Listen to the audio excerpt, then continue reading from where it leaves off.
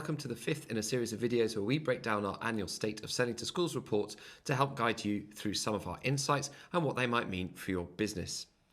I'm Ben, and along with my colleague Lance, we've surveyed nearly 6,000 teachers from across the UK.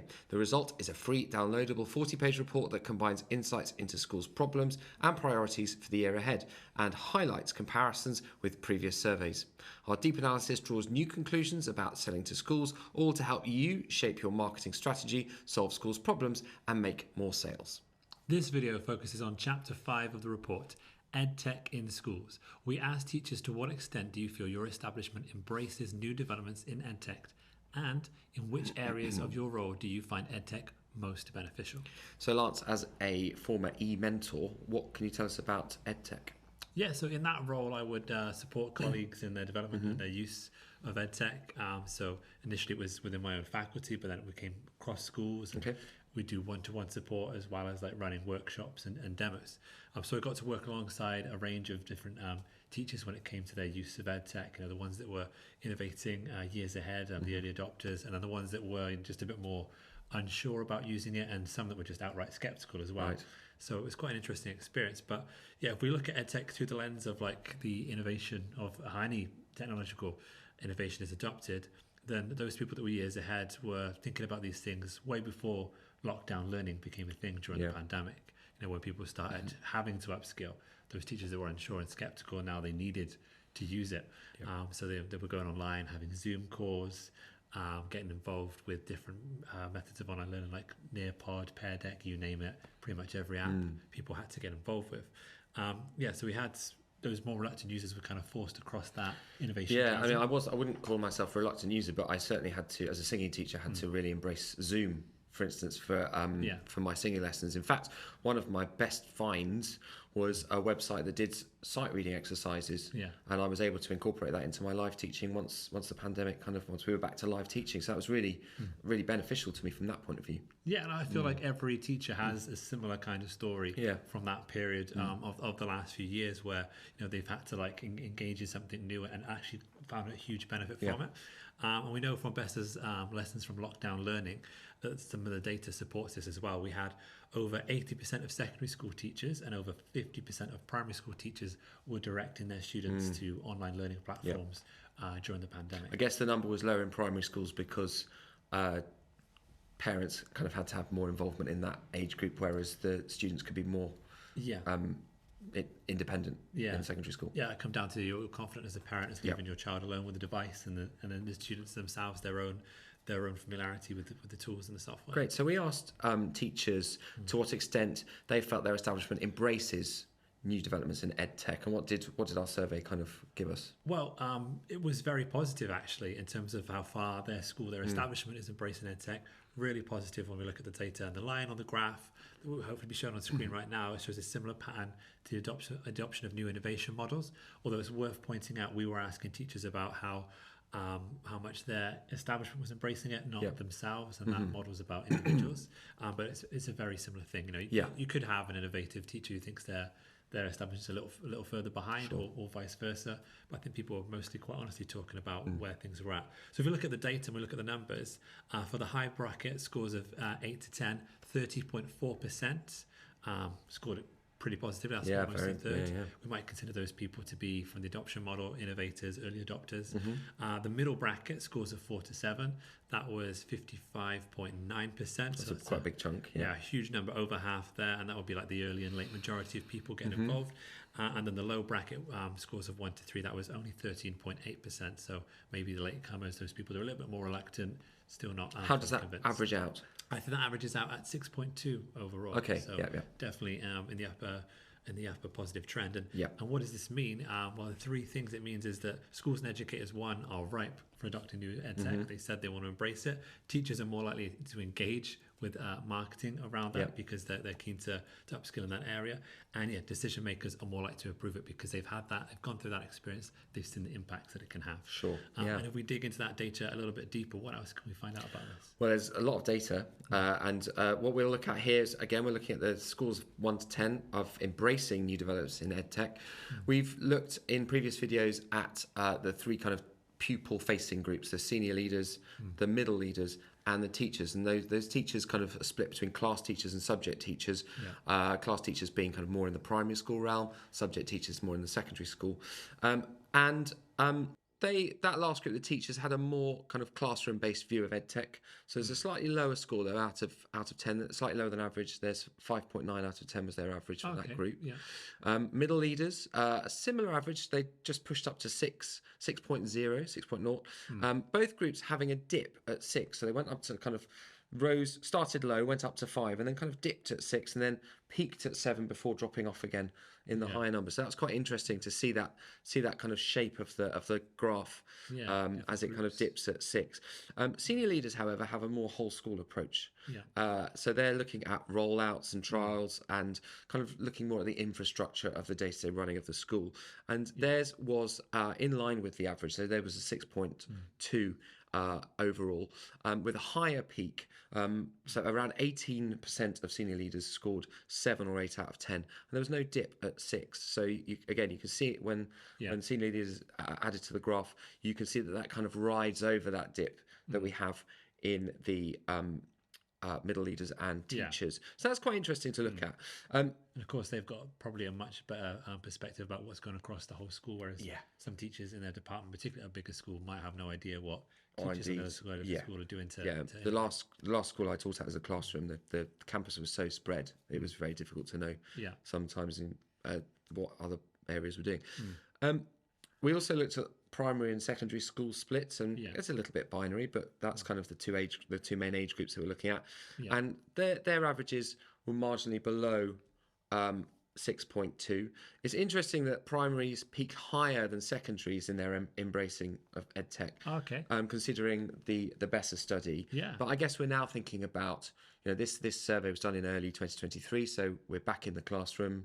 We've got a situation where primary school teachers are going to have the same children day in, day out, so they're going to be kind of using the same sort of tech on a regular basis, whereas in a secondary school you might be kind of using this piece for that year group, this resource for that year group. So there's a bigger mixture going on. If the students for a longer period of time, you're going to feel more comfortable to experiment. That's right. So scores of 1 to 3 both averaged around 14% for primary and secondary. Again, that 4 to 7 was the biggest number. It's actually at 58%. Or just shy of 58% in secondary schools was the greater number there. And then scores of 8 to 10 were greater in primary schools, and that's 31%. Again, slightly above the average that you mentioned earlier.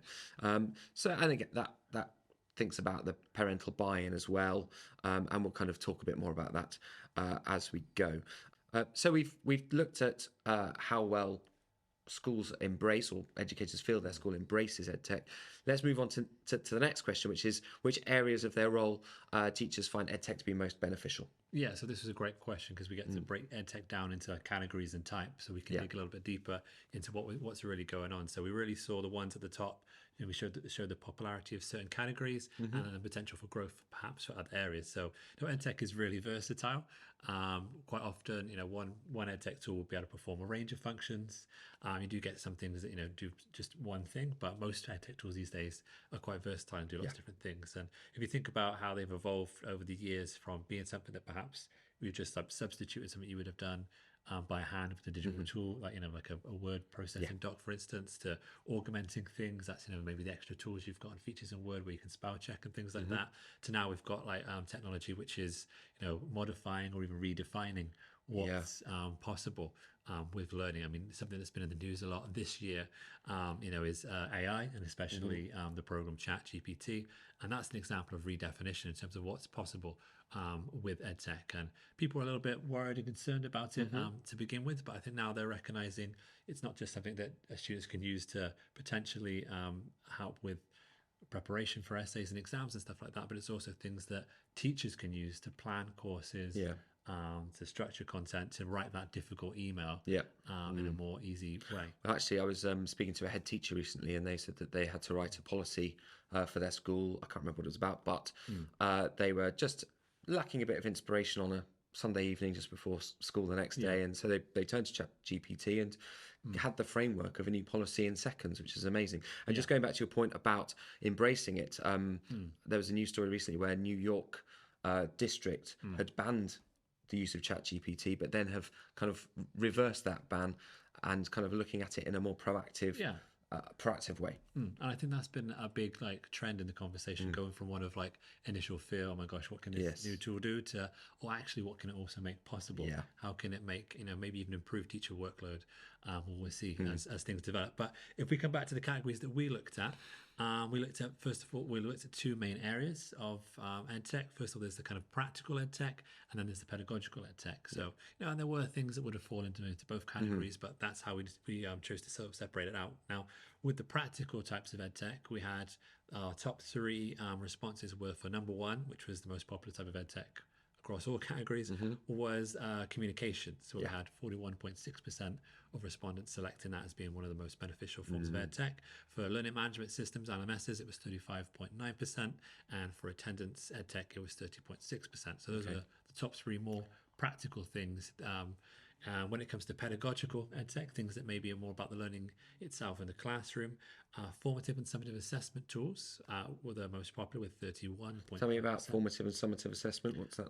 So everyone will probably know about summative assessment. I know the exams, the essays you do at the end of a piece of a course, but formative assessment is monitoring sort of the progress of students throughout the duration of the course. So it could be a quiz, could be some other activity where you're just like monitoring progress, but it's normally at low stakes.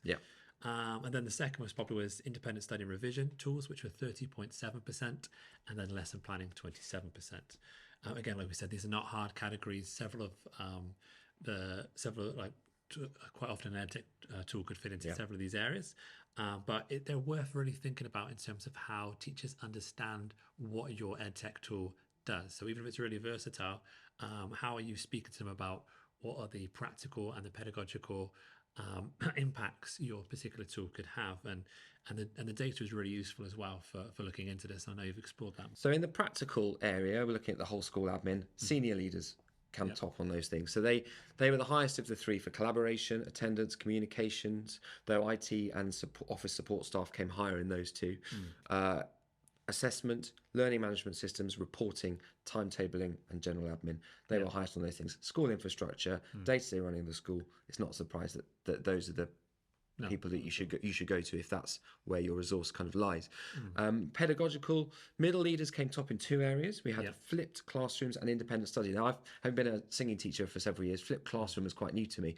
My understanding is that students are sent out to do some reading or watch a video or do the kind of groundwork before a lesson, and then during the lesson that's when they dig a bit deeper. So there'll be some kind of resource before the lesson to do the sort of acquisition of the knowledge, and then it means when you get into the classroom, the idea is that you should be able to do you should be able to activate some of the higher order thinking. Of course, right, got it. And so that was the area for middle leaders. So they're the group that are really looking at promoting students taking their own ownership of their work and of their development. So that's quite interesting. And I'd say we'll look at this in a bit more detail, but that's more in the secondary school kind of realm. Oh, definitely. Because if you think about, though obviously independent learning is a huge thing in primary schools as well. There's a lot more teacher input at that stage. More guidance. So teachers came top in three areas. You had lesson planning, differentiation, and engagement and gamification. The last of those is kind of making the lessons fun, which is something that always kind of scared me when I was a teacher. When people came in and said, "Oh, can we have a fun lesson today, please, sir?" I was like, "Oh, really? It's always fun." Anyway, it's just about adding like enhancing engagements in the lesson, making the learning experience more interesting. I suppose this is where, as an EdTech company, if you're trying to engage a school with your software, that if you've got a resource that can immediately kind of engage the students, that's going to help with that purchase and that sale, isn't it? Yes, absolutely. It helps teachers to get their message across. So headline is, though, senior leaders looking at school infrastructure and processes of how to use EdTech effectively to support these. Middle leaders and teachers have a greater focus on teaching and learning. If we go into the age groups now, we've kind of done that a little bit already, but there's some areas have a huge bias to secondary school. Fairly obviously, independent study and flipped learning, as they're more tailored to that cohort, as I've already said. It's important to bear in mind that the respondents working in secondary schools made up 54% of our survey. So that's a big chunk. A higher proportion of those working in primary schools, however, chose communications, learning management systems, assessment, attendance. That was a hot topic across all schools in mid-2023. And lesson planning, and again, that engagement and gamification. I always go back to the fact that, as a parent as well, and you are too, that primary schools thrive on those strong communication tools like your Class Dojo and things like that, don't they? Yeah, they're excellent. I can't imagine trying to keep up with the progress of my daughter in a school without without those easy messages via Class Dojo. What kit to bring in day to day? It's like different messages each day, so it's really important to pictures of activities. Yeah, brilliant. Areas that secondary top are the flipped learning, collaboration, differentiation, only just, timetabling and admin, reporting and independent study. So the bottom line is that school infrastructure is now based very much around these learning management systems, which are kind of a catch-all that you might have your attendance, you have your reporting and all those sorts of systems within the same bracket. Yeah. So what can businesses do with all this data? Well, just like in our wellbeing video, we recommended a particular report as a starting point. For EdTech, the government has released the implementation of technology in schools and colleges in 2022. And it's really the sort of like playbook by which EdTech providers can speak to schools about purchasing their products, essentially. And it's the considerations that the school should be making when it comes to deciding what to purchase. So it's a really long report. There's quite a lot of detail in there. Hefty, but we can break it down into 6 key steps that you can follow to make sure that you're addressing those needs for the schools and to make that decision so much easier for them to make. So for the report guidance we have, the first one is identify your needs. So schools should identify what needs they have that EdTech can solve. So EdTech providers, nice and straightforward there, you can demonstrate how you can meet the school's essential needs. So it's easier for them to pick you. Yeah. Step 2 is the school should be making an informed decision. And EdTech providers really good when it comes to providing the data. Yeah. In terms of what their particular tool is doing. So if you're providing that key information on your website, in your marketing, the number of students that have used your tool, the amount of hours they're spending on it, things like that, that really helps to support. Yeah. I mean, in 2023, we're looking at cost of living crisis and budgets being very tight. So measurable results are really important at this stage, aren't they? They certainly are. And step number 3 is to run a pilot and run it well. That's what schools are told to do. So for EdTech providers, you can provide demonstrations or free trials. So it makes it easier for them to complete that step. For step number 4, that's the implementation stage where schools need to think about how they're going to begin to roll it out.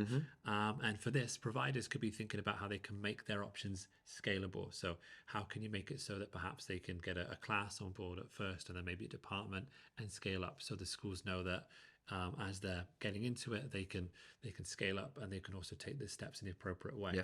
Then there's the training and support stage, number 5. And this is kind of where you come in as an e-mentor, yeah? Absolutely. People who were, e-learning coaches, e-mentors across the country helping their colleagues out when it comes to adopting new forms of EdTech. They can really be the people on the ground that help to sell your tool. Training and support schools. It's part of their guidance that schools should offer training and support. Yeah. So if you can provide that as a supplier, you can provide F&Qs on your website or ways to support them.